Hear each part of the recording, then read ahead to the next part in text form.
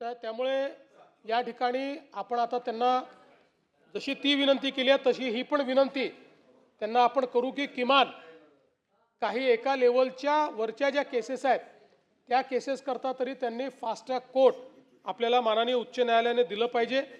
आणि व्यसनमुक्ती केंद्राच्या संदर्भात आपण जो मुद्दा मांडलेला आहे तो महत्त्वाचा आहे। आज आपल्याकडे क्वालिटी व्यसनमुक्ती केंद्र म्हणजे जे आहे ते वाईट आहे तसं नाही आहे, पण संख्या कमी आहे।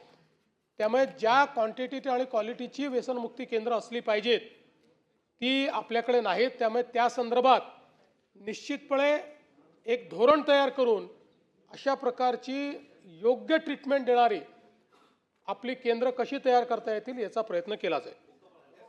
खडसे साहेब, माननीय मुख्यमंत्री महोदयांना माझा प्रश्न आहे याचा की यामध्ये गुजरात आणि मध्य प्रदेश, प्रामुख्यानं मध्य प्रदेशमध्ये गांजा, अफू याचा सरकारी लायसन्स आहे। ब्रिटिशांच्या कालखंडामध्ये ज्या लीजवर जमिनी दिल्या होत्या ती लीज अजून न संपल्यामुळे त्या ठिकाणी अफूची मोठ्या प्रमाणावर लागवड होते, गांजाची मोठ्या प्रमाणावर लागवड होते। तसे लायसन्स मध्य प्रदेशमध्ये दिले जातात।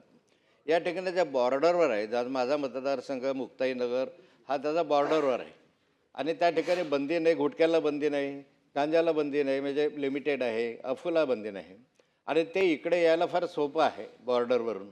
आणि मुक्ताईनगर हे त्याचं प्रमुख केंद्र झालेलं आहे।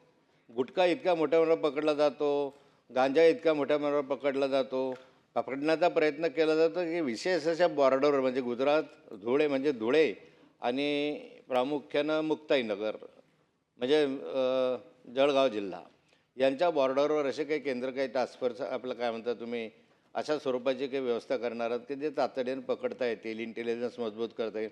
आमच्याकडे तर दररोजच ट्रक पकडला जातो, दररोज पोलीस पकडतात आणि मग पोलीस एकमेकांवर ढकलतात की माझं काम नाही, त्याचं काम नाही आणि मग बरेचसे सुटून जातात। स्थानिक पुढाऱ्यांचं त्याला मदत असते, अनेक कार्यकर्ते त्याच्यामध्ये गुंतलेले आहेत। त्यामुळे याच्यावर तातडीने काही